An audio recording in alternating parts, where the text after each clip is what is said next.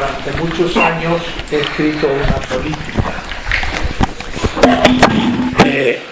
Empezó después de la redacción de La Ética de la Liberación, un libro que justamente fue el fruto de casi 10 años de discusión con Apple de la Escuela de Frankfurt, y Jorge complementó la tarea que hicimos y le llamamos La Ética de la Liberación. Es un libro de 600 páginas, de mucho trabajo, y después de elaborada la ética había que pasar a la política, aunque ya había escrito yo 2 políticas antes, en los 70 y en los 80, pero empecé una obra en este seminario larga. El primer tomo fue Política de Liberación, la historia mundial y crítica. Pensé hacer una introducción histórica y se me fue alargando y se hizo una obra que ha sido traducida al inglés, igual que La Ética. Entonces eso ya ha permitido un cierto debate en Estados Unidos, en otros lados. Ahora en noviembre estuve en la India, gente que había leído el primer tomo. Es una visión histórica no eurocéntrica de la política. El segundo tomo es la arquitectónica, voy a explicar enseguida después. Y el tercer tomo, que quedo siempre debiendo, es la crítica. Y el segundo tomo salió en el 2007, ya hace muchos años. Y vengo postergando el tercer tomo.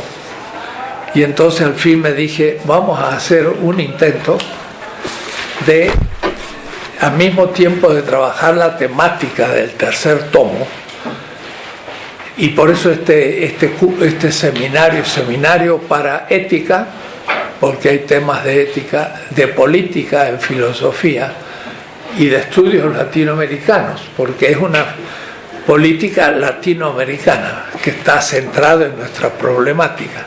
La semana pasada estuve en El Salvador, festejaron el 25 aniversario del contrato, diríamos, de la libertad entre el grupo Farabundo Martí y el ejército salvadoreño. Y fue el primer caso de una guerra de guerrillas contra el ejército. Se hizo la paz, se logró institucionalizar, y el primer gobierno fue más bien de arena, pero los últimos 2 están en el ejercicio del poder del Estado en Salvador, la gente del Frente Farabundo Martí.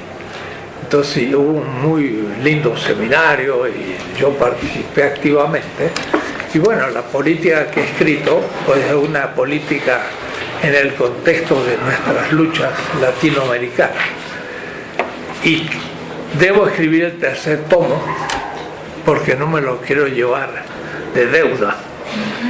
Pero dije, mejor a ver si podemos escribirlo en equipo. Entonces, no los que se integran al seminario, pero los que ya han participado en otros cursos, quiero que escribamos juntos el tercer tomo. Entonces voy a explicar ahora el esquema general de la política y en particular de los 14 parágrafos del tercer tomo, que va a ser un poco como el programa de este seminario, para que algunos de los antiguos del seminario puedan ser autores de esta obra, de tal manera que no va a ser la obra mía, sino van a aparecer 8, 9, 10 autores. Yo seré uno de ellos. Política de la Liberación, la crítica, tomo volumen 3, escrito entre muchos.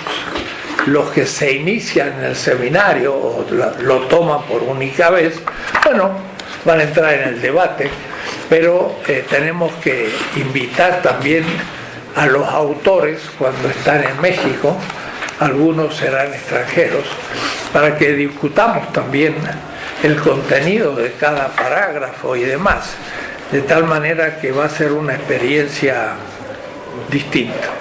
Va a ser un seminario para trabajar el tomo tercero de la política, en buena parte también con los autores de los parágrafos correspondientes.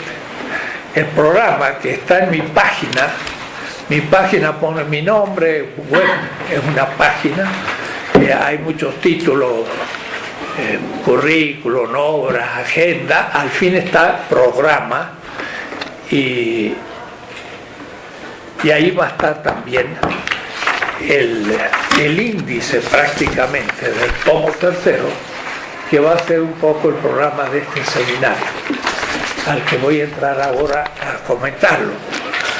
Traje 5 ejemplares, pero los demás pueden consultarlos en la página.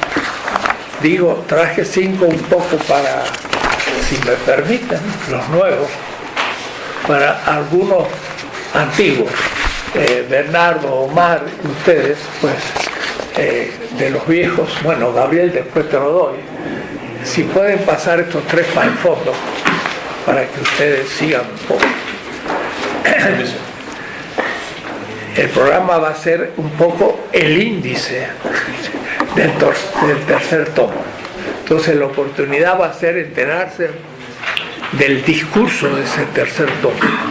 Y es importante describirlo, porque en realidad los otros 2 son introductorios, y va a explicar por qué este es el más importante, el más latinoamericano, el más crítico, en el que se ve mejor el pensamiento de lo que llamamos filosofía de la liberación. Y de no escribir este volumen, la obra quedaría realmente colgada, no se entiende. Vamos a ver cómo nos sale la propuesta. La propuesta es, y yo explico un poco todo, después algunos irán tomando los temas y harán una exposición en seminario y discutiendo. Corta la primera vez, 6, 7, 8 páginas para discutir. Y espero que al fin del seminario ya tengamos un texto de unas 30, 40 páginas en cada parágrafo, porque los parágrafos son 12 por 4, 48, 500 páginas es lo que debe tener el tomo. Y serán autores presentes en el seminario, y si nos falta alguno, porque no tenemos especialistas, invitaremos a gente de afuera, de Brasil, de Colombia, de Argentina, para que escriban otros parágrafos. Y espero entonces que al fin del semestre tengamos un primer esbozo. El próximo semestre yo estaría por repetir el seminario, pero ya con textos definitivos, para que en estos 2 semestres salga la obra. De escribirla yo va a durar años y quizás no lo haga. Tengo otros temas que están siendo muy centrales, y se me va quedando esta obra. Yo he trabajado ya los parágrafos, entiendo no solo el contenido, sino los autores que deberíamos privilegiar, pero va a ser también mucho fruto del que tome la responsabilidad de la redacción, y los demás se van a ir enterando de qué se trata. ¿Les parece? Ahora, a su vez, me gustaría saber de los nuevos qué origen tienen, si es filósofos solo o estudios latinoamericanos, y los filósofos los que hacen más bien ética o política, para tener una idea. Nos presentamos muy rápido el nombre y cuál es el origen. Me llamo Irma, soy economista y ahora estoy en el posgrado, en la maestría de estudios latinoamericanos. latinoamericanos. Soy César, estudié filosofía y estoy en la maestría de estudios latinoamericanos. Alejandra y filosofía. ¿En cuál cara? En filosofía política. Política. Y que esto va a estar también central. Montserrat, en filosofía política. Muy bueno. José Manuel Cuellar y estoy en filosofía de la cultura. Va a servir igual. También. Paulina, soy gestora intercultural, estoy en la maestría en filosofía y en el área de ética. Bueno. Me llamo Miguel, estudié filosofía y estoy en la maestría en filosofía política. Yo soy Alonso, estudié filosofía y estoy en maestría en filosofía de la religión. También vamos a tocar el tema, verás. Yo me llamo Juan Guerra, estudié psicología y estoy en la maestría también de latinoamericanos. Pedro Zavala, estudié de filosofía, teología y la maestría en latinoamericanos, campus 6. Ajá. ¿De dónde? Estudié la filosofía en la pontificia, la teología con los jesuitas y la maestría aquí. Muy bien. Estoy en el doctorado aquí. En Salvador estuvo en la tumba de Yacuría y de aquellos grandes de aquella patria. Soy Eric, estudié economía, estoy en la maestría de economía. Economía. Sí. Va a estar un poco no directo, pero te va a servir de complemento político a la economía. ¿Has visto mi libro 16 tesis de economía política? Claro, lo trabajo en mi tesis. Bueno, esto va a ser muy bueno para hacer una articulación de la economía con la política. Bueno, mi nombre es Gustavo Leal, estudié economía y también estoy en la maestría de economía. Ah, bueno, estamos en la misma. Valeria y maestría en latinoamericanos. Tenemos una visita hoy. Sí. Yo vengo de Chile, estoy en una pasantía de investigación corta. Muy bien. ¿Cuánto tiempo te quedas? Hasta finales de marzo, solamente. Ah, bastante. Sí. Está bien, mayo es casi el semestre. Nos vas a honrar con tu presencia, ojalá. ¿Tú te especialistas? Yo tengo formación en filosofía. Filosofía. ¿Y alguna especialidad? Bueno, yo trabajo temas de filosofía latinoamericana. Ah, perfecto. Muy bien. Omar ya son de los nuestros, ¿sí?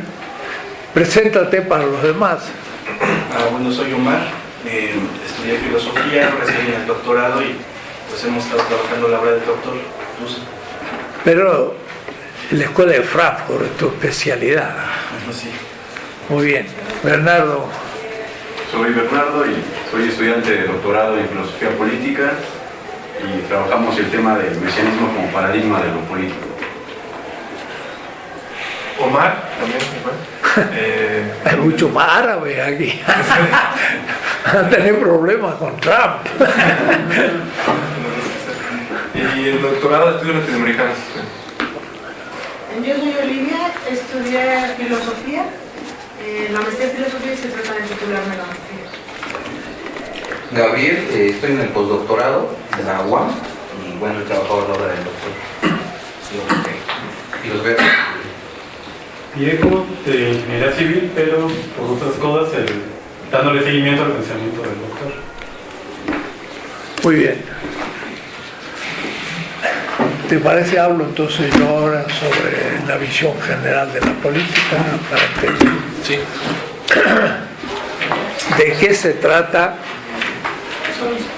el tomo tercero de la política de la liberación? Ya dije que hay un tomo primero que es una historia.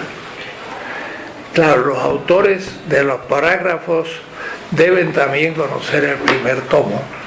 Yo pensé hacer una rápida introducción como en la ética. En la ética hay una introducción histórica de unas 70 páginas. Fue el primer intento de hacer una visión de conjunto de la ética y de la vida en la historia mundial. Y yo decía, pues, intento superar 7 limitaciones. Una historia eurocéntrica y otras, helenocéntrica además. La filosofía empieza en Grecia, eso es absolutamente falso. Y entonces hice una introducción que los que quieran hojear podrían hacerlo. Debo decir que la obra está en trota, en castellano, en inglés, en Duke, pero también está en mi página, así que la pueden bajar gratis, sin gastar tanto en publicarla, en comprarla en trota, que es caro. Pero sería bueno tener una visión histórica, los nuevos, no eurocéntrica, de la historia mundial, de la filosofía, de la ética. Y cuando me puse a hacer la política quise hacer lo mismo, hacer una historia de la política, de la filosofía política y de los sistemas políticos en el contexto de la historia universal, así llamada. Y pensé escribir otras 70, 80 páginas, pero se me agrandó y salieron 600 páginas ahí. No es una historia de la política normal, es una historia política a la manera de Walter Benjamin, a contrapelo. Si usted lee, ya nos toman a la filosofía política de la segunda modernidad británica, John Locke, van a estudiar no al fundador del liberalismo, es el que justifica el colonialismo, cómo lo hace, el que justifica la esclavitud, cómo lo hace.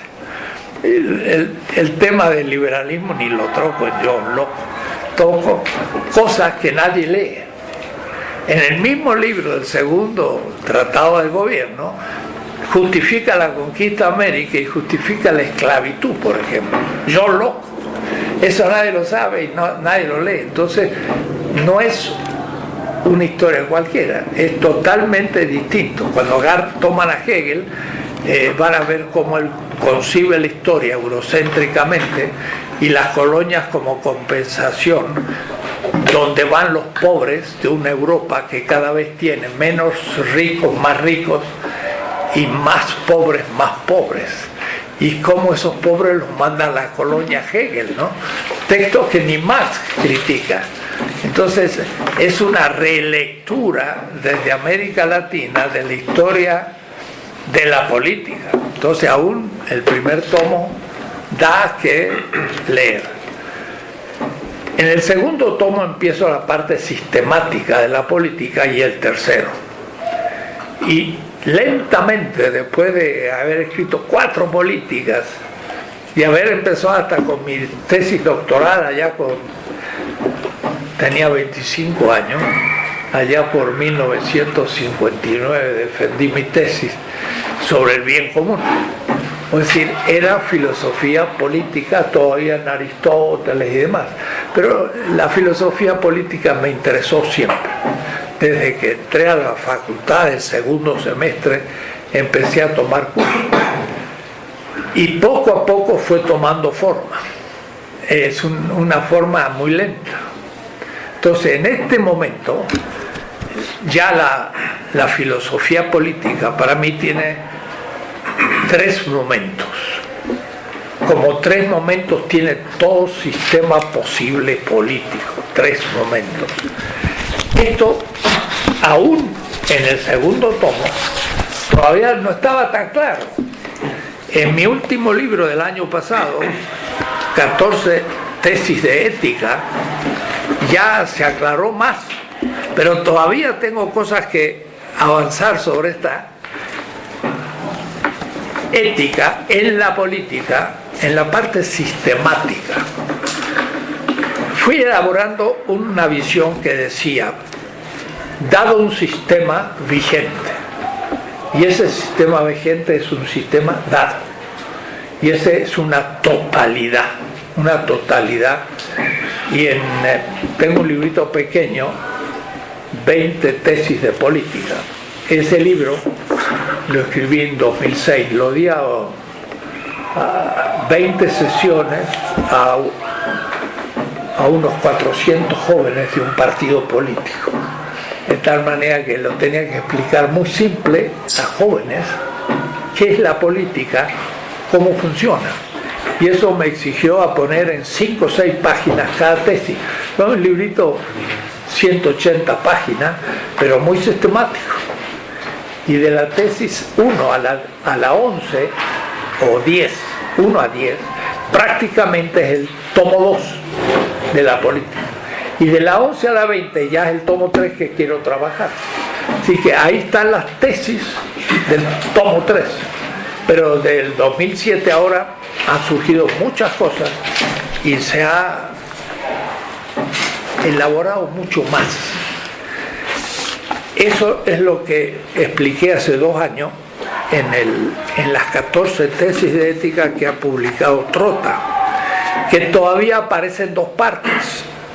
Primero, la moral del sistema y segundo, la ética crítica.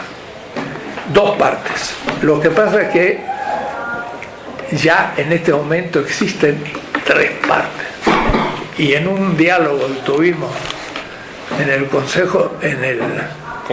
Congreso Mundial de Filosofía en Atenas, nada menos.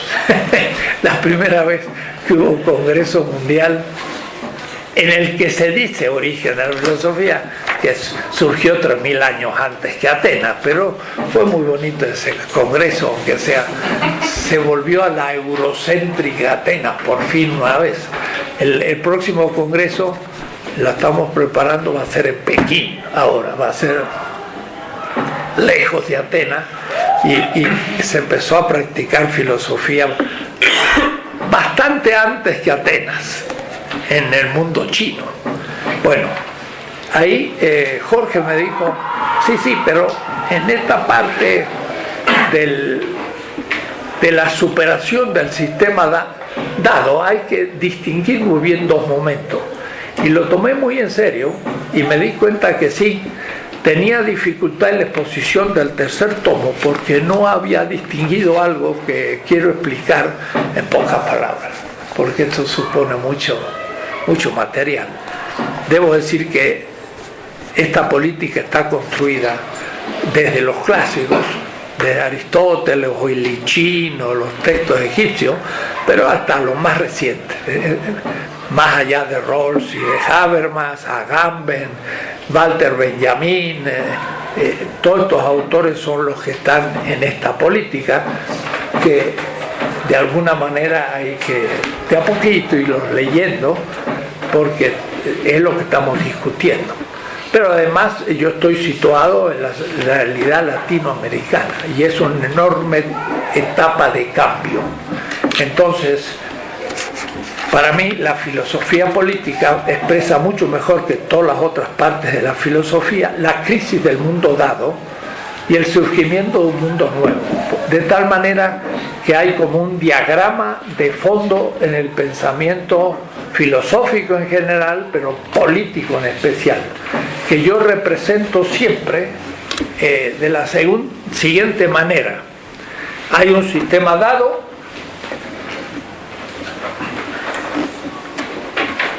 el sistema dado puesto en cuestión,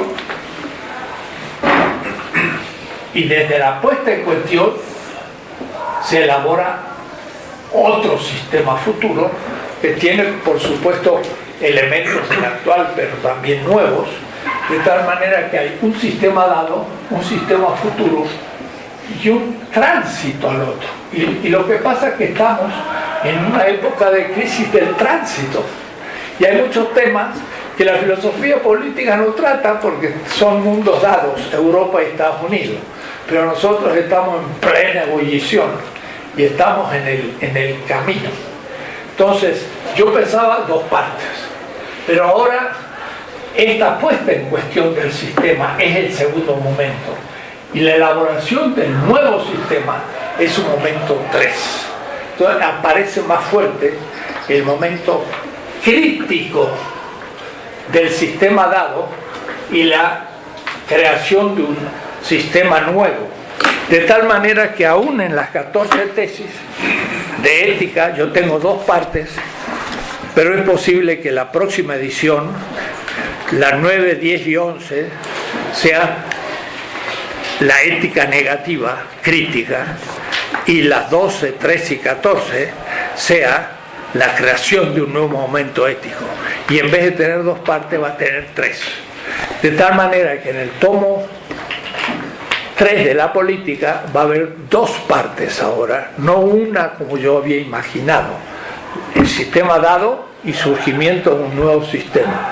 No, va a ser el sistema dado 1. El momento de la negatividad, la oposición a lo que se da, la ruptura, distinguido del momento de la creación del nuevo sistema, momento 3. Esto es una cosa distinta a lo que yo había elaborado antes, y gracias a Jorge me dijo, mira, los principios críticos por una parte niegan el sistema dado y por otra parte son el punto de partida a la nueva realidad. Y si yo quiero describirlos en un mismo momento, se me confundía la elaboración porque tenía que mostrar el momento negativo del principio y el positivo. Y como yo he elaborado 3 principios, se confundía la exposición y estaba un poco trabado y no sabía cómo exponer ese tema. Es decir, no podía escribir el tomo 3 porque todavía no había claridad. Creo que he logrado en este momento mucha mayor claridad y entonces es más fácil. El sistema dado, ya había explicado lo que significa, la puesta en cuestión del sistema negativo, el momento destructivo. Y si cabe un ejemplo mítico, pongamos Hidalgo. Hidalgo pone en cuestión al sistema y hasta ofrece su vida y muere. Un político que muere es un mal político, pero no se cumple la función negativa. Y entonces destruye un sistema. El mundo de la Nueva España, colonia de España con sus leyes de India y todo, se puesta en cuestión por un acto ilegal contra la ley de Hidalgo, el cual, si era legal, no podía levantarse contra España, tenía que cumplir la ley de Indias. Si quería liberar a España, tenía que negar las leyes de India y entonces quedaba la intemperie, porque ya no tenía ley que justificase su acción. Alguien le podía preguntar, ¿cómo justificas tu acción? ¿Quién funda tu acción negativa destructor del orden colonial? Esa pregunta se le hizo en un mundo mítico, pero no menos racional, diría Paul Ricoeur, a Moisés. El suegro de Moisés, un personaje mítico, mítico significa un relato racional en base a símbolos, según Paul Ricoeur. Entonces, el que hace historia de la religión aquí entra muy bien. Es racional el mito porque explica las cosas, pero en base a símbolos. De tal manera que hay que tener no una lectura ingenua y directa, hay que hacer una lectura indirecta, interpretativa, hermenéutica, para descubrir la racionalidad del mito. Entonces, el suegro de Moisés le pregunta, en pleno desierto, tú no tienes ley, ¿cómo se justifica tu acción? Moisés dice, es verdad, en Egipto tenía una ley, y la ley era de la esclavitud y nosotros la dejamos atrás, pero en el desierto no tengo ley. ¿Qué justifica mi acción en el desierto para ir a la tierra prometida? El mundo 1 es el sistema dado, la tierra prometida es el futuro, que de paso no se puede anticipar, pero el el betweenness, diría un autor africano, Omibaba, el betweenness, el ser entre un sistema y el otro, es no tener fundamento en la ley para poder actuar, porque no hay ley. Entonces, ese es el tema fundamental de la segunda parte. ¿Qué justifica y cómo funciona, cómo se define el momento destructivo del orden? Y eso es ahora para mí una parte del discurso de la política, que antes no estaba bien discernido. Lo tercero es que en el discurso místico Moisés llega hasta el Jordán y muere. Es hidalgo, el liberador, pero no es el constructor del nuevo orden. El nuevo orden es Josué y entra a la ambigüedad de tener que atacar la primera ciudad que encuentra y destruirla. ¿Cómo? Usted liberaba de Egipto porque el sistema era injusto y ahora empieza destruyendo otra ciudad. Es la ocupación de la tierra. Y ustedes saben que esto produjo en Estados Unidos un diálogo muy interesante entre Michael Walzer, judío, y Edward Said, palestino, que fue el que escribió el libro Orientalismo, que lanzó todo un pensamiento importante. El profesor Edward Said, palestino, era profesor en Columbia University y Michael Walzer era también profesor, y entonces hubo una discusión y uno dice: el que era judío se basa en los textos míticos de la ley, pero Edward Said le dice: ¿y de cuál de las leyes está hablando? ¿Está hablando de la honesta, justa, justificable liberación de Egipto de Moisés? ¿O está usted hablando de la destrucción de los palestinos y de los cananeos que Josué hizo en la tierra prometida? Edward Said dice: ahí los judíos destruyeron a los palestinos, que eran sus hermanos, y como palestino leyó la Biblia desde más allá del Jordán. En cambio, Walzer leía la Biblia desde más aquí del Jordán, liberando Egipto y mostrando la ética de liberación del pensamiento judío. La segunda parte es la negación de Egipto, pero la tercera la construcción política. Y ahí es donde hemos discutido mucho esto con Bernardo.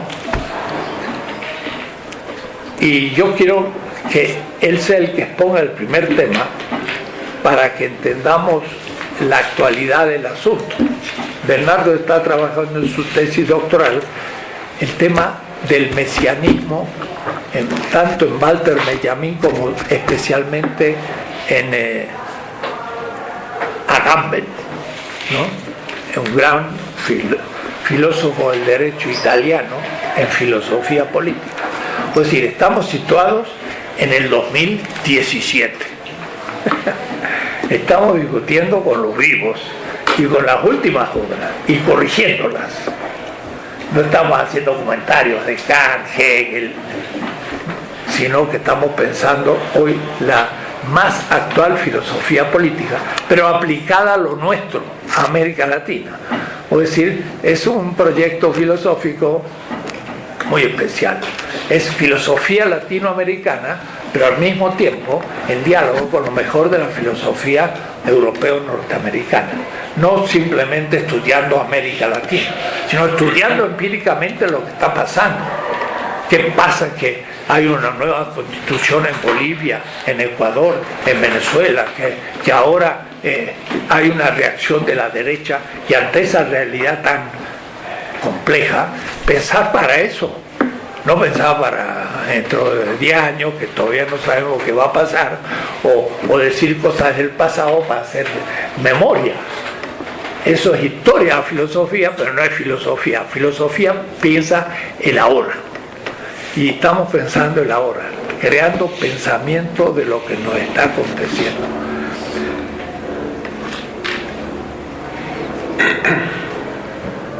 ¿Tú tendrías tiempo ahora? ¿Has preparado algo? Para este preciso momento. Para este mismo momento. ¿O no? Pues... ¿Podrías empezar? Yo tengo un poco fresco la cuestión de la ruptura, la dialéctica de la ruptura un poco en Benjamin. Bueno, quiero que empiece Bernardo. No me cierres tanto porque quedamos en la oscuridad. O es mucha calor. Pero no, pero me da la luz en la cara cuando... A mí me gusta la luz. No es por la ilustración, pero... ¿Le puedes hacer un huequito para que entre Bernardo? Quiero que el tercer tomo esté bajo la luz de lo que va a exponer Bernardo. Acá todos somos discípulos, incluyendo a mí. Así que por ahí hay miembros de la comunidad que empiezan a elaborar pensamiento interesante y hay que escuchar y aprender. Dice un texto semita: cada mañana hay que levantarse con un oído de discípulo. Pero esto es especialmente para los profesores, no para los alumnos. Hay que levantarse con un oído de discípulo. Entonces quiero que ese texto, esa reflexión, esté en el fondo del tercer tomo. Eso no podía ser hace 10 años, cuando yo pensaba escribirlo. Me hubiera salido un libro atrasado. Ahora está más actualizado. Pero lo ha agarrado sopetón al pobre y no les he explicado bien, pero no importa, que se lance al ruedo. No es la primera vez que lo hace. Sí, bueno, Tú sin complejo explica lo que tú piensas. Lo que platicamos la última vez con el doctor en torno a una cierta lectura de las tesis de la filosofía de la historia de Walter Benjamin, que pues como sabemos se han dado muchísimos estudios e interpretaciones, pero creo que ninguna de ellas, incluso las más iluminadoras, atiende con precisión, y eso es parte de mi interpretación, lo que Benjamin, equiparándolo con el tiempo mesiánico, llama dialéctica en estado de detención, y que igualmente en las tesis de la historia, que a lo mejor ustedes conocen, se equipara también con la idea de una ruptura, de una temporalidad del tiempo continuo. Entonces, poniendo atención a las tesis de la historia, más allá de sus interpretaciones como, digámoslo así, en un aire como utópico que se da comúnmente, es decir, que se piensa que Walter Benjamin está pensando en las tesis de la historia como lo mesiánico, aquella temporalidad del futuro, del porvenir, de la idea utópica, aunque otros precisan otros aspectos. Creo que es esencial atender la sugerencia contra la dialéctica del tiempo progresivo e histórico que él quiere plantear. En esta, la aparición de la ruptura como un signo de la detención de la dialéctica, en el sentido propiamente hegeliano, que digo, la imagen directa que atacará Benjamin es la de la historia como progresión en un tiempo de la continuidad. Él, contra esta dialéctica, quiere pensar otro tipo de dialéctica, ¿no? Y sugiere, aunque no los desarrolla, porque como sabemos las tesis de la historia fueron únicamente eso, tesis que no se desarrollaron por su muerte, pues. Esta figura ha quedado siempre impensada. Creo que si logramos penetrar, y eso sería dar un paso más allá de Benjamin en lo que podría significar la ruptura, es decir, pensar que la ruptura no es solamente una escisión o quiebre, ya sea de una totalidad o de una temporalidad continua, ¿no? Comúnmente se recurre a la imagen del kairos, del instante que puede quebrar el tiempo, ¿no? Creo que esa concepción del tiempo mesiánico o del quiebre o de la ruptura, la temporalidad histórica, no refleja realmente la potencialidad de lo que Benjamin quería decir. Es decir, yo creo que Benjamin, al intentar plantear una ruptura del tiempo continuo de la historia, y aquí hay que tener claro que esta concepción del tiempo, que es la propia de la dialéctica hegeliana, que Benjamin va a atacar, corresponde igualmente a una lógica política en la que siempre está cayendo el pensamiento político, ¿no? Incluso el pensamiento más revolucionario, ¿no? Esta consiste efectivamente en que, digámoslo así, una demanda, o para hablar en términos de Benjamin, la redención se realiza a través del tiempo, como en una historia de la salvación, ¿no? Es decir, la salvación es un camino progresivo en la historia y que se llegará al final de esta, ¿no? Y eso corresponde a la temporalidad que Hegel adopta en su dialéctica, ¿no? Es decir, al final de la historia, al final de un proceso, se alcanza este estado de bienestar o esta idea de la redención, ¿no? Benjamin lo que quiere es quebrar esa dialéctica, ¿no? Pero creo que, como muchas veces se ha interpretado, no se refiere a un quiebre estéril o ciego, que comúnmente se interpreta concentrándose mucho en el instante y en el kairos, ¿no? Es frente a una historia de continuidad y de linealidad temporal, que es la del progreso, que va siempre subsumiendo todos los momentos negativos, transformándolos en positivos en pos de la redención futura o del bienestar futuro, que es la estructura propia del progreso. Si pensamos la mera ruptura como el quiebre, como el mero quiebre de ese instante, obtenemos una pura negatividad, ¿no? La idea de que algo se rompe, ¿no? De un kairos o de un instante, ¿no? Creo que esa imagen, aunque no es equivocada, se ha quedado en la esterilidad, ¿no? Creo que si penetramos bien en que lo que Benjamin intentaba decir correspondía, y aquí podemos como que entrar en el ámbito de estar más allá de Benjamin, en el sentido de que quizá Benjamin no pretendía decir eso, sino que ya es la construcción de lo que uno puede decir tomando en cuenta la sugerencia de Benjamin, sobre todo con la dialéctica en estado de detención, ¿no? Pensar el quiebre no como mera detención ciega o estéril del tiempo progresivo, ¿no? O de la dialéctica en su sentido hegeliano, ¿no? No como mera detención que evita de alguna manera o intenta evitar la síntesis hegeliana, ¿no? Creo que si atendemos esa figura de Benjamin de la ruptura y intentamos pensar la dialéctica propia que puede tener la ruptura, es decir, lo que él llamó la detención dialéctica, o incluso recurriendo a otras figuras como imagen en estado de detención, bueno, ya habría que entrar como en todos los detalles y en toda la terminología benjaminiana. Descubriríamos la dialéctica propia de lo negativo, ¿no? No simplemente como un momento negativo que intenta quebrar la dialéctica, ¿no? Porque, como sabemos, en la dialéctica existe siempre los momentos negativos, ¿no? Lo que pasa es que propicia para su temporalidad progresiva, se convierte rápidamente en positivo, ¿no? Y la disrupción es integrada a un proceso ya de progresión, ¿no?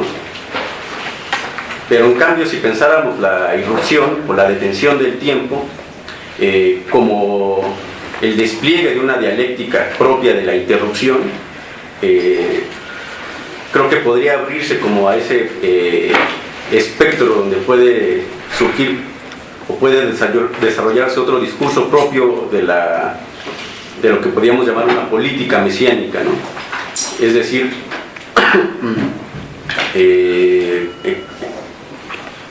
¿cómo podríamos explicarlo?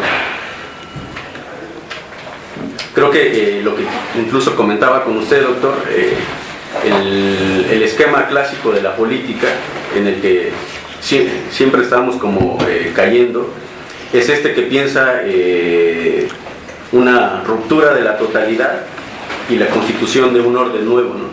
Creo que sería sugerente, y eso podría estar a discusión, con Walter Benjamin, si atendemos que la ruptura puede tener su propia dialéctica, entraríamos en otra terminología y en otra posible imagen de lo que podría ser propiamente una política de la liberación, ¿no?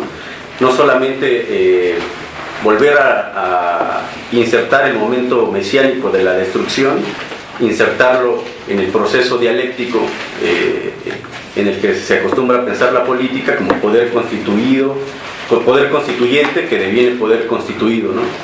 O exterioridad que deviene totalidad, ¿no?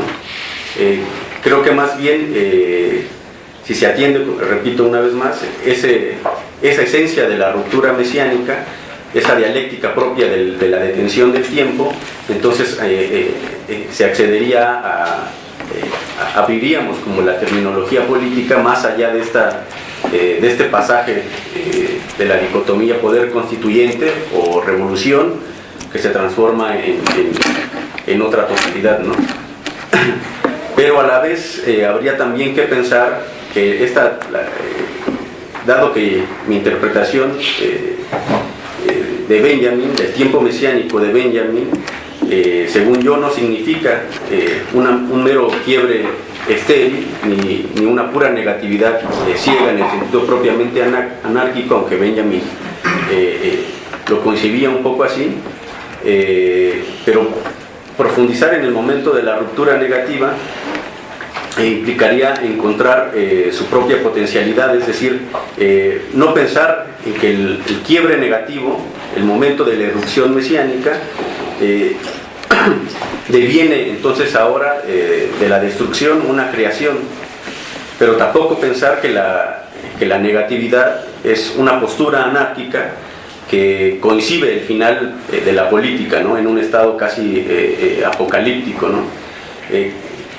Creo que podría yo hacer una lectura insidiosa de Benjamin en la que la negatividad o la ruptura mesiánica tiene su propia, o se descubre en esa negatividad su propia manera de constituir, ¿no? O de construir. O sea, es decir, no construir a partir de no pensar bajo la imagen política clásica de la destrucción que entra en el momento de la construcción, dejando atrás la potencialidad negativa que rompió el orden, ¿no? Es decir, si pensamos un movimiento revolucionario que intenta quebrar el orden, pensarlo ahora o traducirlo ahora en positivo, en ese pasaje se corre el riesgo de abandonar la negatividad o su esencia propiamente negativa o disruptiva que, digamos, concentraba la demanda revolucionaria, ¿no? En cambio, si pensamos en otro tipo de dialéctica, que encontrar cómo constituye la negatividad en la cesura, es decir, en la ruptura misma, podríamos como pensar es en lo que se llama, o lo que el doctor Dussel llama el nuevo orden, pensarlo no propiamente como una separación, como podría decirse, sino una separación en cuyo pasaje lo negativo se convierte en positivo y obviamente lo revolucionario entra en un estado de ordenamiento, ¿no? Sino que pensar que cómo el momento positivo de la política no debe escindirse de esa negatividad, sino que la construcción o el instituir que lo negativo tiene tendría que encontrar la manera de conservar la negatividad misma que ha producido la ruptura, ¿no?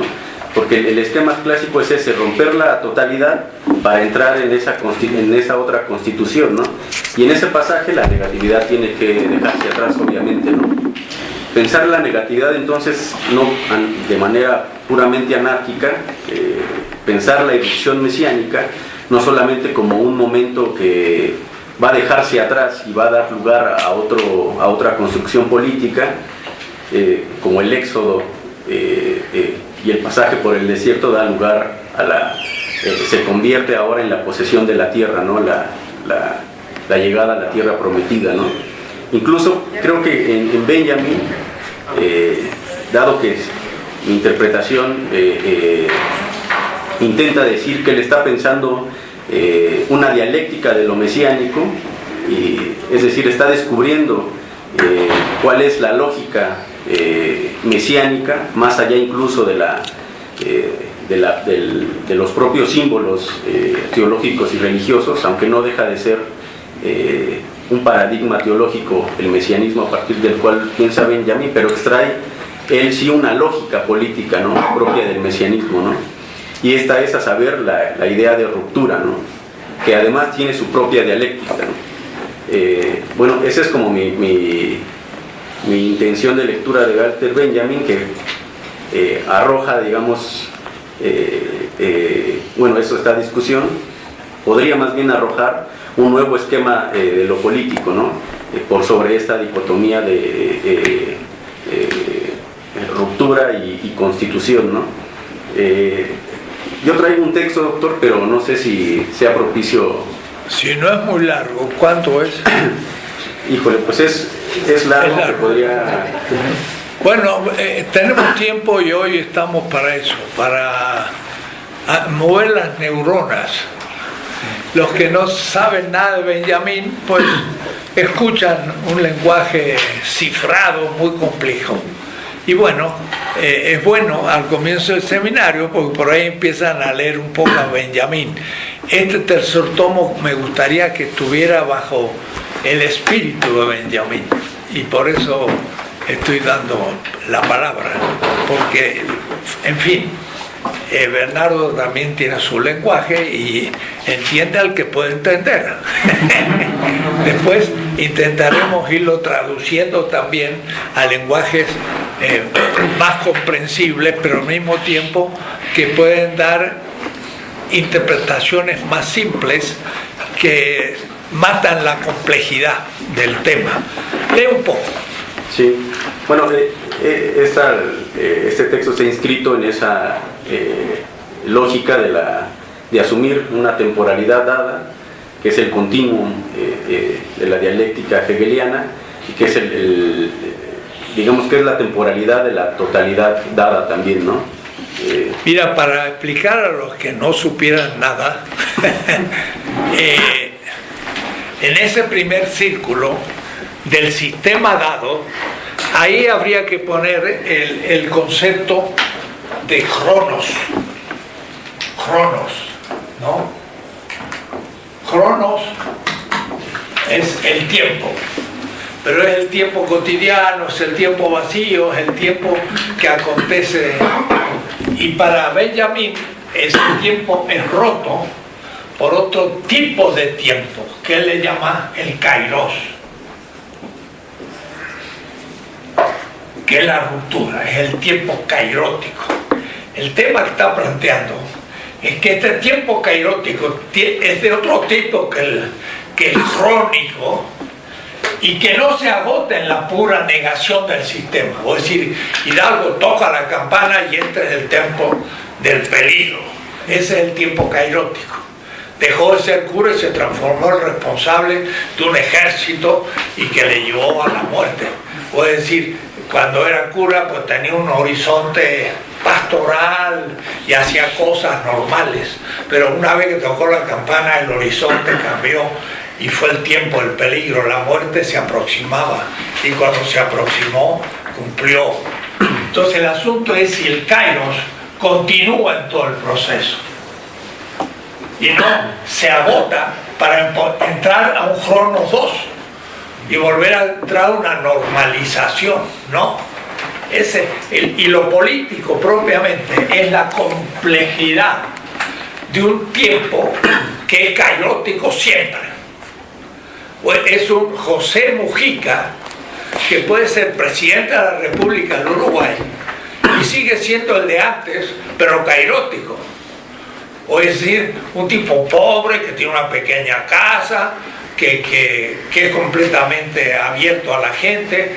Ser presidente no le cambió para nada su personalidad, volvió a su vida cotidiana y sigue siendo el que era. Ese es un ejemplo de político, ¿no? Entonces, este es el tema que queremos tratar.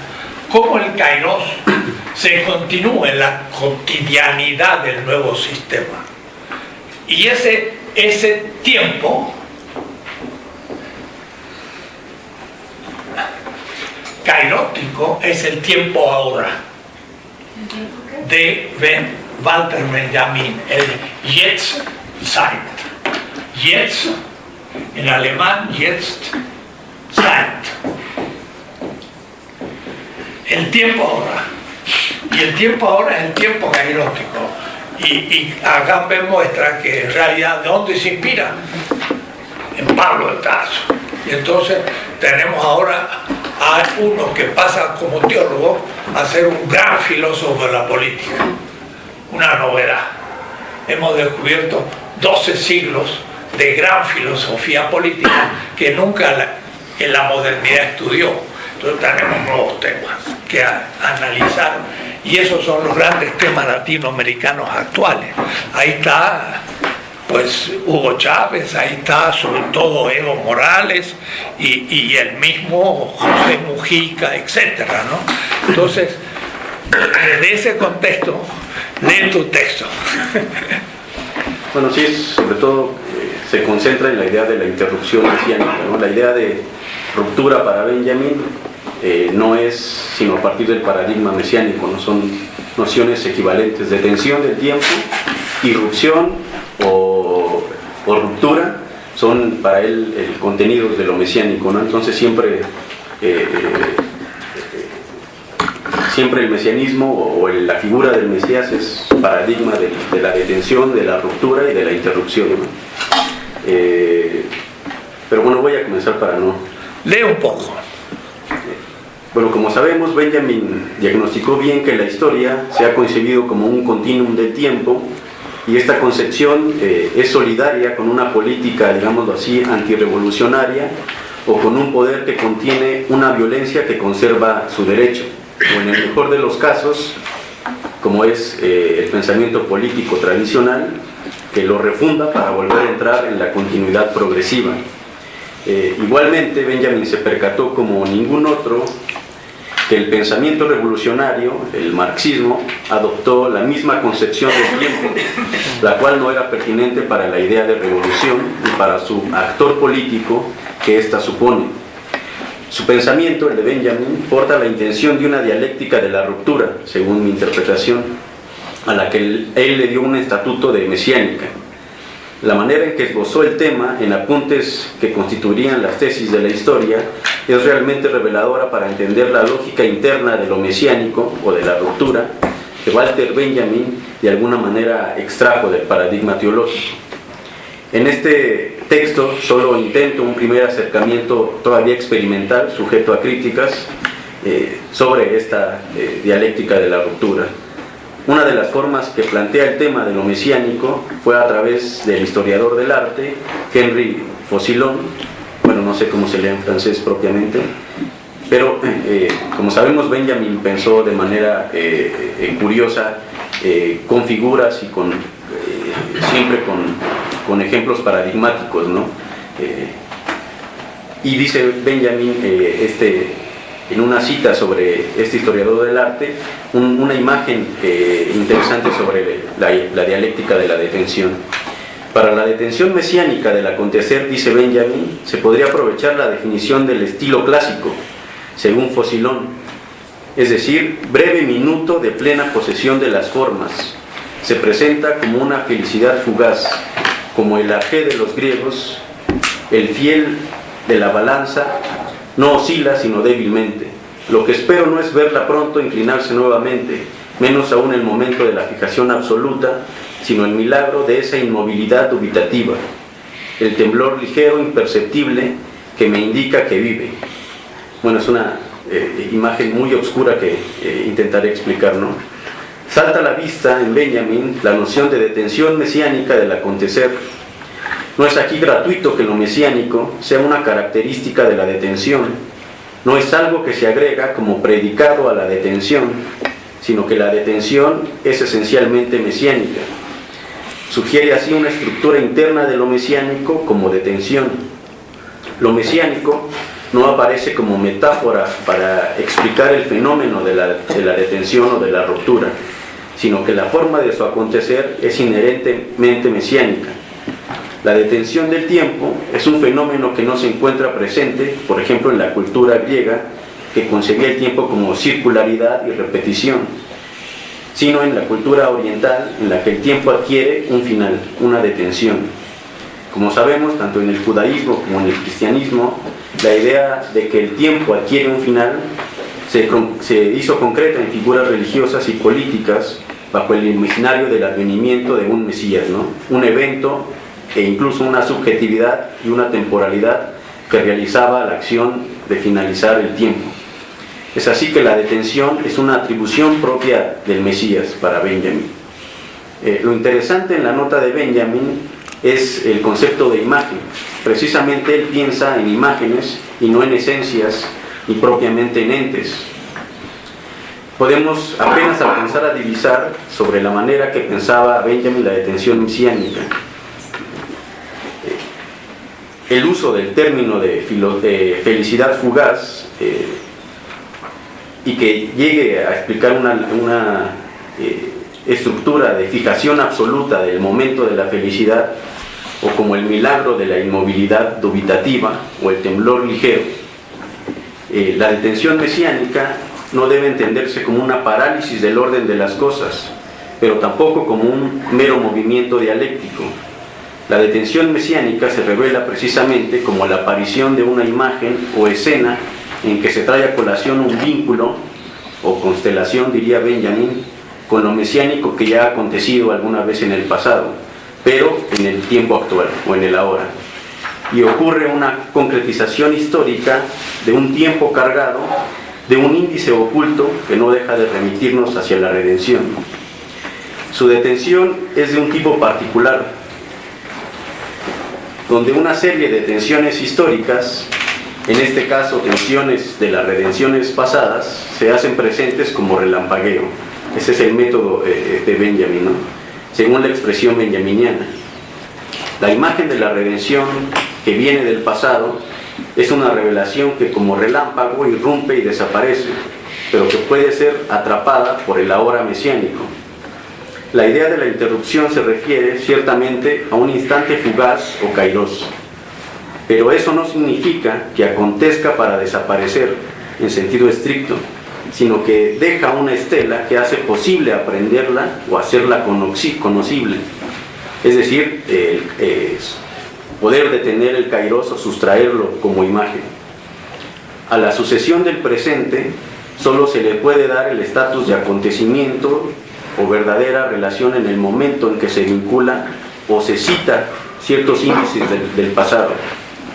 Es así con el acontecer mesiánico, ¿no? Para Benjamin ocurre un momento de ruptura y este corresponde a la revelación de una imagen que tiene un vínculo con el pasado, ¿no? Esto es decir, me concibo en el presente en cierta conexión con una escena del pasado en el que también estaba en juego la redención misma, ¿no? La ruptura no es un momento como meramente arbitrario, es un proceso de revelación del presente en el que se concibe como en conexión con la lucha del pasado, y entonces en ese captar la revelación del pasado que pertenece ahora a mi presente, el tiempo se quiebra, ¿no?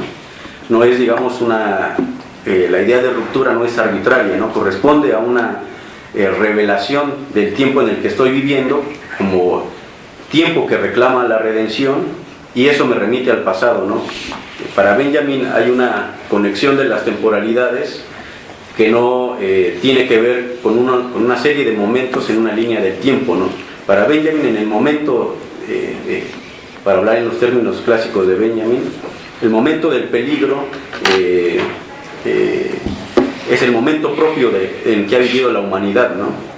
Y toda la humanidad del pasado. Toda la humanidad no ha hecho más que revelarse por su redención, ¿no? Y esa es una imagen única en la historia, ¿no? Que elimina los paréntesis del tiempo, ¿no? Y ahí, para Benjamin, ahí la historia, desde el pasado hasta el presente, es el momento de la redención. Y ahí ocurre una ruptura del tiempo, ¿no? Ya no puede haber propiamente pasado, ni presente en sentido estricto de un instante, pero mucho menos futuro, ¿no? Lo que hay ahí es un quiebre de la temporalidad, y ese quiebre es el que me incumbe propiamente en la redención mesiánica, ¿no? Y eso es propiamente lo que se debe abordar en el pensamiento político de la ruptura, ¿no? Sumergirse en ese quiebre, ¿no? Perdón, una explicación de conceptos que tú usas y Benjamin, pero habría que explicar el concepto de imagen, Bild en alemán, BLD, Bild, imagen, y el concepto de redención que estás, ¿no? Redención secularizado es el momento en que se paga por el precio del esclavo y se lo libera. Ese es el concepto político de redención, ¿no? Que no suene algo muy ya sabido, pero no es el caso. Entonces, si la historia son la presencia de esos pasados de redención, son los momentos de liberación de los esclavos que se paga por su precio. Entender ese concepto así. Y Bild, imagen, hablábamos, ¿cierto?, que sí, es un ícono, diría Charles Peirce, el pragmático, no es un concepto, es una imagen. Ahora, para escandalizar ya definitivamente, piensen ustedes una imagen de Espartaco, por ejemplo, esclavo que se levanta ante el Imperio Romano, y entonces puso en cuestión a todo el imperio y venció legiones, porque él contaba con el apoyo de todos los gladiadores que eran soldados como ninguno, porque un gladiador mataba a 100 soldados de las legiones. ¿Y qué le hacen a Espartaco? Lo crucifican. Y 2.300 esclavos estaban crucificados entre Roma y Capua, la rebelión de los esclavos. Entonces, en nuestra cultura aparece un crucifijo. Para unos son un signo religioso, para otros es un signo mesiánico. Pero ¿en qué sentido esa imagen llama la atención? Es que el castigo de haberse levantado contra el imperio. A mí me suena ese ejemplo para dar a entender qué significa la imagen del pasado que se presenta en el presente y que hace revivir un hecho que reinterpreta ese presente y rompe entonces con la cotidianidad. Pero yo tengo que ver un crucificado como una silla eléctrica del imperio y no un signo religioso como puede ser otro. Quise nomás hablar de esos dos que tú estás usando mucho, pero quizás no se entiende lo que quiere decir Benjamín.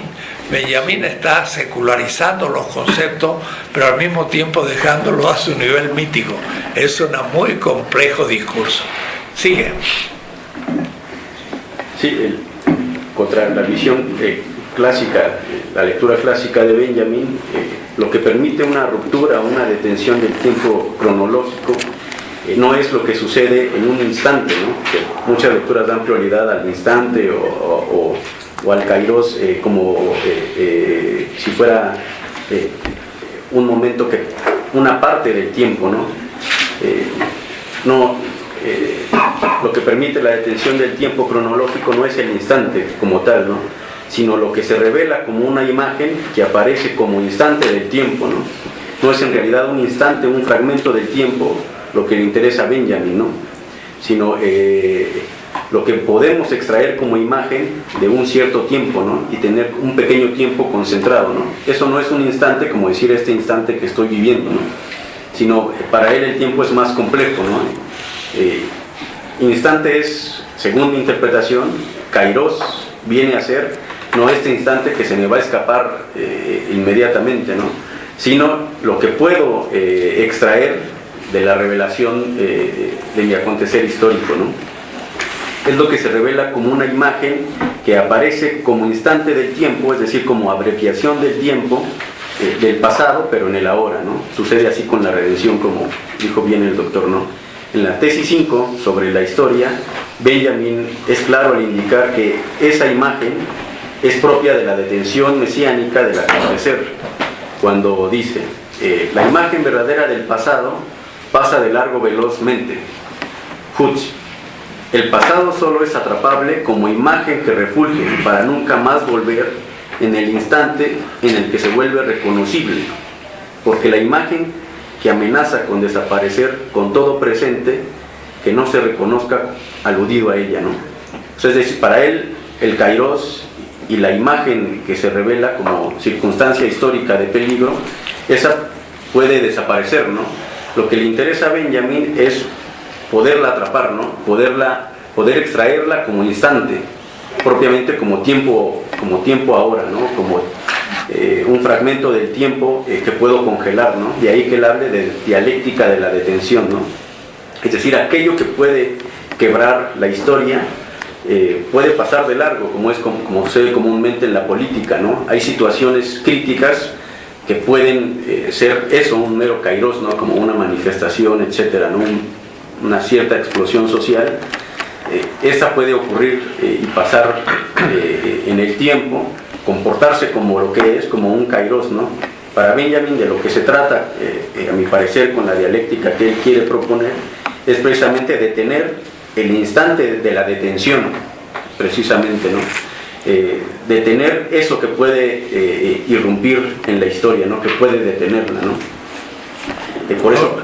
Mira, para explicar un poco más, Badiou trata el acontecimiento, trata el mismo tema, pero lo hace de una manera muy distinta de Benjamin. Lo de Benjamin es infinitamente más complejo que los dos tomos del Venement de Badiou, pero es algo muy semejante, es una circunstancia a partir de Ser y Tiempo de Heidegger, que habla del mundo, la situación, y también habla del Ereignis, el acontecimiento.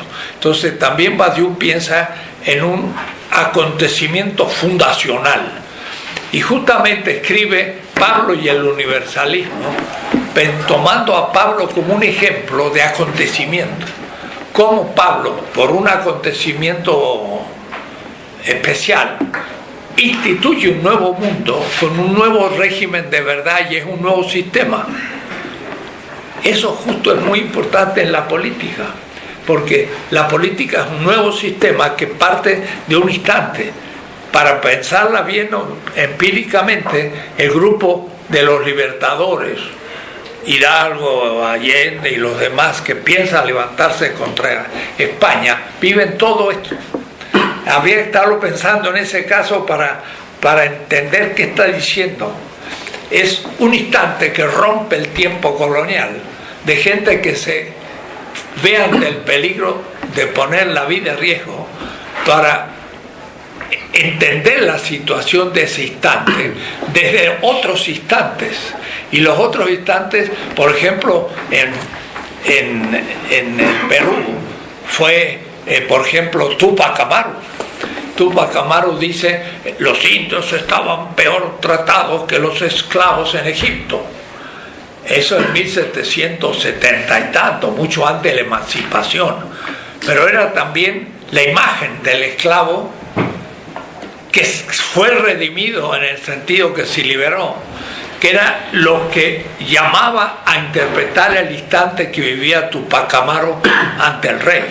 Y por eso cuando ya lo agarran y lo van a triturar en 5 partes como así, él dice: al fin el único culpable de todo esto es el rey y yo.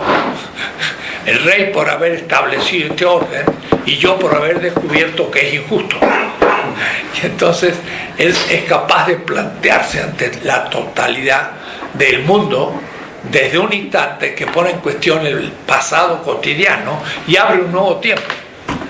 El tiempo del peligro, que van a ser todas las luchas que vengan, la política, y la política pensada como tiempo mesiánico. Del político siempre a riesgo de muerte, no a tiempo de estabilización y de burocratización y de cumplimiento de las instituciones, sino otra política, y esa es la que queremos descubrir, que sea una política latinoamericana. Justamente cuando estuve en El Salvador ahora y me topo con guerrilleros que dieron su vida en la guerrilla y que ahora son miembros del Estado salvadoreño, estaba pensando en esos temas. ¿Cómo puede ahora ser un miembro del Estado institucional, siendo que se había en el tiempo cairótico entregado todo por la patria, pero y aún con la muerte incluida. Y ahora puede ser dos cosas: o se burocratiza y vuelve al tiempo cotidiano, o guarda lo que habíamos hablado, algo así como la actitud mesiánica, aún en el tiempo nuevo del Cronos, que no hay Cronos tampoco, ni es puramente mesiánico, porque ahora es constructivo. Eso sería la política esencial. Esa política mesiánica cotidiana del que, ocupando un cargo político, no se burocratiza. El problema de la izquierda hoy en América Latina es que se burocratiza rapidísimo. A los 3 meses de recibir un salario, comprarse un nuevo traje, un auto y alquilando una nueva casa, después dice: ¿y qué va a pasar cuando deje de ser yo delegado, jefe de la nacional? ¿Voy a volver a la base a trabajar como obrero? No. Y entonces empieza a pensar cómo perdurar en la burocracia. Ya se corrompió, terminó el tiempo mesiánico, está en el tiempo crónico. Quiero que enchufemos a la realidad para ir entendiendo lo que va diciendo en profundidad Benjamín, que no tuvo tanta experiencia política como podemos tener nosotros. Es decir, como dijo ya Bernardo, tenemos conciencia que estamos más allá de Walter Benjamin. Él no tuvo la experiencia que nosotros tenemos. Entonces no hay que tomarlo como un leitmotiv que me voy a transformar en un benjaminiano. No, vamos a tomar eso como punto de partida y ir más allá de Benjamín. Él no pudo hacer lo que nosotros tenemos que hacer. Y así con respecto a todos los pensadores políticos actuales, desde América Latina. Perdón por las explicaciones, pero aterrizajes así para que... Sí, no, yo creo que son totalmente necesarios, porque eso está muy cifrado en... Pero sigue, me gusta. Hay que saber volar un poco más abstracto. Adelante. Sí, lo que es curioso también en Benjamin es que él se opone un tanto a esa idea de que el momento revolucionario lo trae la historia, ¿no? De ese como marxismo ortodoxo que se piensa bajo la tesis de que el momento revolucionario se dará, ¿no? Y aparecerán las circunstancias propicias para la revolución, ¿no? Él se opone precisamente a esta postura, ¿no? Y él más bien esa idea de revolución, como dije, equiparable al concepto de ruptura o detenimiento del tiempo o de tiempo mesiánico, se logra porque en el ahora, en el presente, que no es el simple presente que vivimos en cada instante, el eterno presente, ni es una traslación como esa imagen que se juega mucho cuando se aborda el pensamiento de Benjamin, ¿no? Esa traslación casi un poco poética, ¿no? de la traslación del pasado en el ahora, ¿no? La cuestión es más compleja, ¿no? La ruptura en Benjamin, según mi interpretación, ocurre porque nos situamos en el índice mesiánico en el que un pasado y un presente se tocan, ¿no? Y ese índice mesiánico es nada menos que la redención o el momento de la lucha por mi redención, ¿no? En ese sentido me encuentro en el mismo lugar que se encontraban la humanidad en el pasado, ¿no? Ahí mi índice es lo mesiánico y la redención, ¿no? No es propiamente como repito, como esas imágenes que se plantean en Benjamin, como que el pasado se vuelve, regresa románticamente, etcétera. No creo que, si no es así, si no digo que Benjamin pensó eso, creo que se puede pensar algo más complejo, ¿no? Si no es esto lo que pensó Benjamin, pues entonces es otra propuesta que sugerimos a partir de Benjamin, ¿no?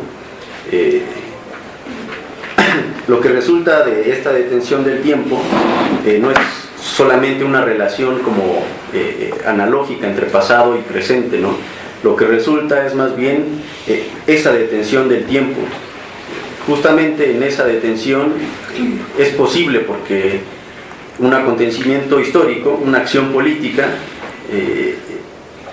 se da en esa conciencia o digamos, en la apropiación de ese kairos que es la redención, ¿no? Aquello que llama Benjamin una imagen es una revelación que permite asirse del tiempo continuo en tanto que atrapa y resume el tiempo en una imagen, ¿no? Lo interesante o lo importante no es el instante, como dije, ¿no? Sino lo que Benjamin va a extraer del instante, que es una imagen, ¿no? O sea, al final no es una cuestión del tiempo como comprendemos el tiempo habitualmente, ¿no? Obviamente no es el tiempo físico, ¿no? Es el tiempo que puede él convertir, un instante que puede convertir él en una imagen que puede poseer y conocer, ¿no? Eso es precisamente el momento del tiempo ahora, es decir, del quiebre, ¿no? Donde los tiempos se han cruzado por esa imagen que él puede extraer, ¿no? Y que puede portar en el ahora, pero que es el índice del pasado, ¿no? Es decir, la lucha por la redención, ¿no? A partir de esta imagen puede haber subjetivación, ¿no? Y adviene propiamente un sujeto histórico, es decir, un actor político, ¿no? El sujeto que actúa en la historia, el sujeto que deviene figura del Mesías o Redentor, es decir, mesiánico, se constituye por la posesión de la imagen, es decir, lo que era un instante, ¿no? Un kairos o una ruptura. Poseo esa ruptura y la detengo y la extraigo como imagen, ¿no? Entonces ahora puede haber una subjetivación y puede haber de alguna manera ese comienzo de la articulación de la imagen revelada, pero justamente ha detenido el momento de la detención del tiempo y del quiebre se ha detenido y extrae, a mi parecer, Benjamin una especie de criterio para lo que ya no trató, para la política, ¿no? Para ese momento de la política, ¿no? El tiempo ahora no es solo una detención del tiempo en sentido burdo, ¿no? Sino un generador de una nueva subjetividad bajo lo revelado que él porta, ¿no? Lo que expliqué hace un instante, ¿no? Porque la imagen es una abreviación del tiempo que no es más que la posición del sujeto que recibe y capta el relampagueo de la imagen, ¿no? Es decir, concebirme que vivo en el instante de la redención, ¿no? Y es necesario actuar. Atrapar esa revelación que si no la atrapo pasa de largo y no ocurre nada, es ahí lo interesante, ¿no? La posesión de ese instante o convertirlo en una imagen detenida significa el comienzo propio de la acción política, ¿no? Y su posible devenir en construcción política, ¿no? Esta revelación no es el instante mesiánico, sino que lo mesiánico ahora es lo que resulta de la articulación entre el sujeto histórico, el que está en el ahora, y la imagen revelada, ¿no? Este índice que tiene vinculación con el pasado, pero que tengo que extraer y convertir en imagen, ¿no? Ahora entonces es posible una articulación de aquello negativo, ¿no? Es decir, ahora puedo concentrar lo negativo y lo negativo se vuelve ahora mi criterio, ¿no? Perdón, para volver a aterrizar, es por ejemplo la imagen de Zapata para el zapatismo, es la imagen de Che Guevara con su estrella, que se lo ponen en la camiseta, gente que se revela sobre muchas cosas y ni siquiera en el sentido de Che Guevara, pero es una imagen que para la persona que lo toma significa una ruptura que él es el que quiere justamente imitar. Es una extraña reflexión sobre este tema, ¿no? En Walter Benjamin, sí. El zapatismo, hay un buen diálogo del sub con un campesino que sacó la imagen de Zapata y hace una reflexión sobre lo que la imagen le decía al campesino, ¿no? Está muy en esta línea. Adelante. Sí, y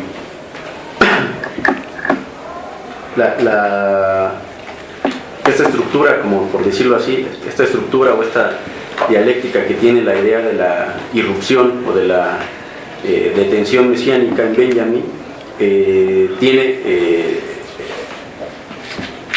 pareciera que tiene dos partes, ¿no? Esa es una interpretación mía, ¿no? pero hay signos casi evidentes que pueden rastrearse en Benjamin, ¿no? La ruptura mesiánica, esta detención del tiempo, no puede ser posible, incluso en Benjamin, sin un momento unidual, ¿no? Que es una revelación de un momento que requiere redención, o incluso con el mismo Levinas, de la presencia del otro que clama justicia, donde la ruptura en realidad se lleva a cabo por un momento de revelación y uno de redención, que forman parte de una misma lógica indivisible de la interrupción mesiánica, donde lo revelado irrumpe como el otro en Levinas, como el otro, el pobre, que irrumpe en la totalidad, pero que si no es aprendida se vuelve un momento fugaz, ¿no? Si el otro no es atendido en su demanda, se vuelve una revelación fugaz, no ocurre revelación propiamente, ¿no? Pero tampoco la redención es posible sin acogida de la revelación, ¿no? Entonces creo que la detención del tiempo y la ruptura tiene una estructura unidual, ¿no? De revelación de una circunstancia histórica o de una subjetividad que clama justicia, y uno que es completado con la subjetividad que entonces toma la revelación, ¿no? Del otro, ¿no? Es decir, no deja escapar ese instante del tiempo que avisa de peligro, ¿no? O que es una mera interpelación, ¿no? Esa es como que una posible estructura de la ruptura, ¿no? Una pregunta. Esa imagen puede ser el rostro justamente del otro, sí, claro, empírica, que ya no es imagen sino realidad. Sí, yo creo que tiene mucha conexión con el rostro de Levinas, esa idea de la imagen, ¿no? Porque también creo que Benjamin, cuando habla de imagen, no se refiere propiamente a una imagen plástica, ¿no? Claro. A un cuadro de arte, por ejemplo, ¿no? No es precisamente la idea de congelar un instante de la temporalidad concreta, ¿no? Y puede haber muchas imágenes de este tipo, ¿no? Él mismo hace referencia a algunas, ¿no? La Revolución Francesa o la Roma, Espartaco, ¿no? O incluso la misma cuando recurre al mismo término de lo mesiánico. Es curioso que acuda a ese término y hable de la imagen de la detención del tiempo a través de la figura del Mesías, ¿no? Porque habla siempre de Mesías, no habla justo como la interpretación un tanto posmoderna, como para quitarle la incidencia a Benjamin, o eso que puede sonar a caudillismo. Dicen, bueno, habla de lo mesiánico en sentido de lo utópico, del tiempo futuro. No, es claro que Benjamin habla siempre del Mesías, ¿no? Es una imagen muy particular, o sea, el Mesías, ¿no? Jamás utopía, jamás escatología, ¿no? Jamás tiempo por venir, es justamente a lo que se va a oponer, ¿no? Por eso que él hablaba de mesianismo, de Mesías concretamente, y no de utopía, ¿no? O de tiempo futuro, ¿no? Una pregunta, ¿y unir el tema del Mesías al del liderazgo no será distorsionar o es posible? A Mao Zedong. No, yo creo que no puede sustraerse, ¿no? de este momento mesiánico no puede sustraerse la cuestión del liderazgo, ¿no? Solamente que sí hay que remitir a su lógica originaria, ¿no? Porque en Benjamin creo que si uno analiza y despliega lo que él quiere decir, o sea, con el riesgo de caer en una interpretación que a lo mejor no sería lo que Benjamin quiso decir, pero sí el resultado de poner en juego sus piezas es una subjetividad, ¿no? O sea, esto del tiempo mesiánico en Benjamin no puede tener sentido sin una subjetividad, ¿no? Porque al final lo que aparece es una revelación que es adoptada en un momento de cognoscibilidad, y él dice ese es el tiempo mesiánico, claro, pero el momento de cognoscibilidad de esa revelación que clama redención no es posible si no hay una subjetividad que realice ese proceso, ¿no? Entonces, claro que hay al final creo que la ruptura y la idea de la detención mesiánica en Benjamin tiene como resultado una subjetividad mesiánica, que no es simplemente un producto de esta revelación, ¿no? Sino que más bien es, además del producto, una subjetividad ya constituida como ruptura misma, ¿no? O sea, un sujeto cuya determinación es irrumpir, ¿no? Por eso creo que en Benjamin la cuestión de la detención y la ruptura del tiempo es más profunda que un momento de quiebre dentro de la línea de un tiempo, ¿no? Creo que es una cesura en la que penetra precisamente, y de ahí creo que podría ser posible desplegar propiamente la política, ¿no? Y ya no volverla a constituir dentro de la dialéctica, ¿no? Que es lo que como comúnmente se hace, ¿no? El momento disruptivo se toma como eso, como un mero kairos, que rápidamente se le vuelve a remitir al tiempo continuo, ¿no? Y entonces ahí la ruptura o la revolución es insertada una vez más en el proceso dialéctico, ¿no? Y esta obviamente ahí se supera su negatividad y se convierte ahora en un momento positivo en el que precisamente se transforma de tal manera que su negatividad ya no irradia en esa construcción, digamos, positiva de lo político, ¿no? Pero bueno, a lo mejor, no sé, doctor, tengo más texto. Mira, tú tienes el texto también en estado electrónico, tienes tu file. Quizás me lo pasas en un mail y lo envío, o lo pongo en la página del curso, para que se lean más tranquilo en casa el texto completo. Sí, podría ser, sí, porque, bueno, por fortuna traía un texto, si no, hubiera sido más difícil explicarlo. Bueno, esto es no para explicar las cosas, sino más bien para complicarlas. Es decir, se abre un horizonte, hay muchas cosas que pensar. No es la política de un Rawls ni de un Habermas, esas son bien fáciles porque son bastante lejanas y no son aplicables a nuestra realidad. Estas cosas están más próximas. Walter Benjamin tiene un artículo muy interesante, casi desconocido, sobre los aztecas, porque fue alumno de un gran etnólogo en München y le siguió 2 semestres, y a su amigo le escribió una carta diciéndole: lo único interesante que encontré en München fue este especialista en el pensamiento azteca. Y entonces él le aplica también al pensamiento azteca preguntas y respuestas nuestras. Es decir, Walter Benjamin supera el eurocentrismo, es de los únicos que logra hacerlo. Bueno, esto como para empezar a mover las piernas en una larga caminata que vamos a hacer, pero ya son casi las 4, falta 1 minuto, y yo quiero leer 9 líneas que sacamos de un diálogo. Estos 3 momentos. El primer momento es el de la totalidad vigente del orden establecido, una mera positividad dada, es el cronos, el tiempo cotidiano. Segundo momento es la ruptura con la totalidad de la que ha estado hablando.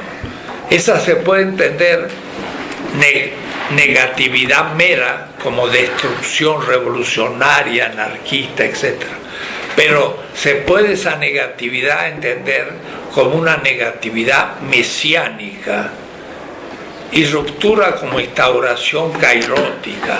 Esto segundo es más complicado, es lo que deberemos lograr. El tercer momento, que sería la construcción de un orden, también puede ser entendido como la positividad creativa normalizadora de un nuevo proceso histórico, o puede ser entendida como la positividad o praxis creadora con actitud mesiánica, y es la política como el sino, del cual habla Agamben, os me en griego, como si no. O es decir, hacer algo como si no lo hiciera porque intento algo distinto. Habría que leer cómo interpreta ese como si no de la acción en el tiempo kairótico en el pequeño libro El tempo che resta, el tempo che resta, comentario a la carta a los romanos de Agamben, que en realidad es todo un trabajo sobre Benjamín, pero también sobre Pablo de Tarso. Y entonces el como si no es Hidalgo, después de tocar la campana, sigue comiendo como comía antes, pero come como si no comiera, porque sabe que la muerte está cerca. Se pone la misma ropa, pero diciendo, me la pongo hoy y no sé si me la voy a poner mañana, como si no. Y todo el mundo cambió, como si no, ¿no? Entonces, ese como si no, vaya a saber si no es un poco la actitud del político. Hace algo como si no lo hiciera él, que lo hiciera un pueblo, y se lo pueden destruir. Y bueno, es posible, porque también puede haber sido un error, y entonces bueno que lo destruyan, pero no me voy a aferrar porque fue mi obra, era un servicio lo que yo hacía. Entonces esa actitud mesiánica es la que continúa en el tiempo del tercer momento. También la construcción política es mesiánica. Estuvimos hablando un poco contigo esto, pero en fin, va por ahí el asunto, y yo le llamaría la actitud mesiánica, o en mi texto lo que Evo Morales llama ejercicio de un poder obediencial. No el poder como dominación en Hobbes, Hume, Kant, Hegel, bis Habermas. Dominación, como dice Max Weber. No, es la actitud obediencial, como proponen nuestros pueblos originarios. El que ejerce el poder lo ejerce obediencialmente con respecto al pueblo. Y entonces toma las cosas con otra actitud. Esa es la que me gustaría que pudiéramos traspasar a los 14 parágrafos del tomo tercero. No es fácil, y vamos a ir viendo de qué se trata, pero sería el poder tomar a Benjamín muy en serio y aplicarlo a una nueva política latinoamericana, o es decir, pensando en nuestra gente, en los que están haciendo historia. Me acuerdo una conferencia que di sobre el liderazgo, y Hugo Chávez estaba a 10 metros. Entonces yo hablé del liderazgo, pero pensaba en el mesianismo, y están los Hitlers, y hay muchos líderes muy ambiguos. Y al final dije, lo perfecto del liderazgo es la disolución del liderazgo, cuando ya no es necesario. Y Hugo Chávez tomó la palabra y habló 1 hora y media sobre el tema. Y entonces ahí se lo ve como no era autoritario, era un maestro. Pero se daba cuenta que tenía que estar mucho tiempo todavía, porque el pueblo no aprende. El pueblo es muy pasivo, el pueblo no es participativo, el pueblo es obediente y no se anima a ser el que manda. Los zapatistas dijeron, escuchamos hablar de que había algunos que mandan mandando. Entre nosotros, los que mandan, mandan obedeciendo. Son los representantes, pero el pueblo no manda obedeciendo. El pueblo debe ejercer el poder mandando, pero no se anima ni sabe cómo hacerlo. Hay que enseñarles. Eso es lo que hacía Hugo Chávez, era un maestro. No era un político así, era un maestro, tomaba el pizarrón y daba clase a la gente. Participen, señores, formen asambleas, hagan cooperativas, tomen el poder. Pero son muy pasivos, están tranquilos. Claro, ahora estamos luchando contra el gasolinazo, tenemos que seguir.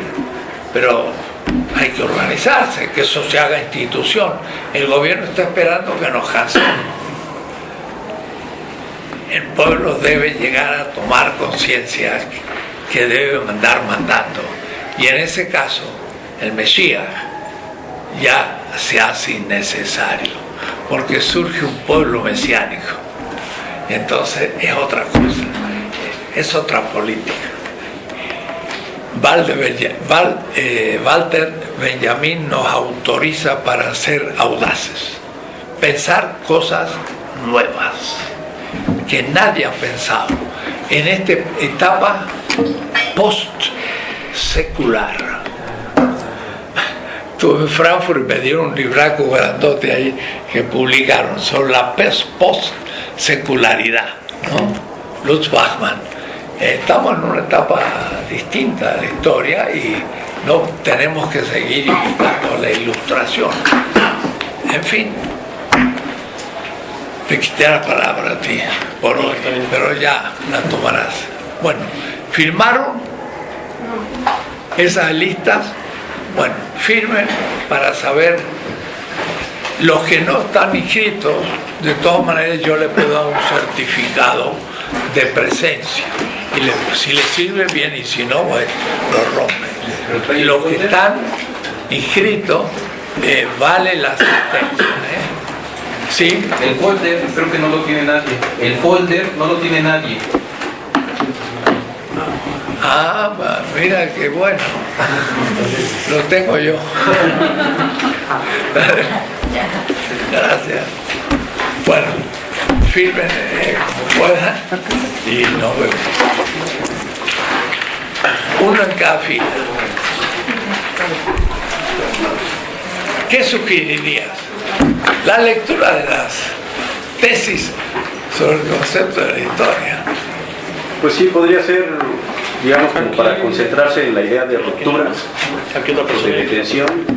Creo que sí sería lo... Bueno, a lo mejor así se entiende más el texto. Hay bastantes comentarios de Reyes Mate, de Michael V, de Bolívar Echeverría.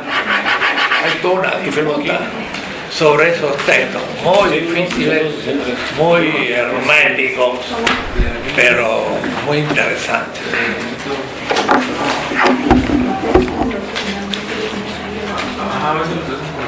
Profesor, la clase va a durar 2 horas. Sí, nos han asignado 4 horas, pero las otras 2 horas pónganse a leer. Los que quieran pueden venir de 12 a 2, pero en verdad, por desgracia, estoy tratando el tema de la modernidad y no la política, así que no es el mismo tema. Casi siempre he querido hacer el mismo, pero estoy tratando la modernidad en muchos semestres y se me van aclarando muchas cosas. Pero entonces en este semestre quiero avanzar la redacción del tomo 3. Entonces por eso no es el mismo tema la clase de 12 a 2 que de 2 a 4. Para maestría y doctorado de 2 a 4. Y terminamos. Las otras 2 lecturas. Perdón, de 12 a 2, ¿en dónde está dando clase? Enfrente a la biblioteca pequeña, no la lectura, sino los libros, a la derecha hay un triángulo allá, que no es aula, pero habilitamos como aula. Y ahí estamos dando las clases, que de paso están grabando y después hay vídeos y se puede ver el vídeo. Pero de este seminario habría que hacer un vídeo, porque es en el seminario que se aprende a pensar, no en las clases. Aquí es donde van a surgir los temas. Entonces, doctor, este curso de 2 a 4 no va, digamos, a tratar sobre dialéctica de la modernidad que estaba publicado. No. Eso lo voy a hacer de 12 a 2. De 2 a 2. Porque mis clases siempre eran de 2 a 6. Ajá. Pero me lo cambiaron por cuestiones técnicas que el equipo de de vídeo estaba ocupado. Entonces puse porque nos obligan a poner un programa. Sí, porque en el programa de Latinoamericanos aparece el tema de la modernidad. El tema de la modernidad. Bueno, el que quiera meterse en el tema es de 12 a 2. De 12 a 2. Y hemos avanzado bastante. Y por ejemplo, si nos metemos ese curso, ¿se nos contaría también, digamos, como parte de la maestría en Latinoamericanos? ¿O? Sí. Yo les puedo dar un certificado también del otro curso. Pero esto vale como de 2 a 6. Okay. Para los que se han inscrito para su maestría o doctorado. Maestro, en su página está al revés. En su página el tema de dialéctica de la modernidad está en el posgrado de filosofía. Sí. Y están invertidos los cursos de su página. Ah, lo voy a mirar. Lo que pasa es que así estaba planeado originalmente, pero ya después se hizo el cambio en posgrado, más de abordar el tercer tomo de la política. Entonces ellos pues ya se quedaron con el antiguo programa. También aparece en los horarios del posgrado de filosofía, también aparece como críticas de la modernidad. No, pero en su página web está así como te digo. Pues porque lo copiaron y pegaron de la página del posgrado, seguro. Okay. ¿Quién? No lo sé. Pero bueno. Voy a mirar bien qué puso mi asistente. Ni sé lo que puso en la página.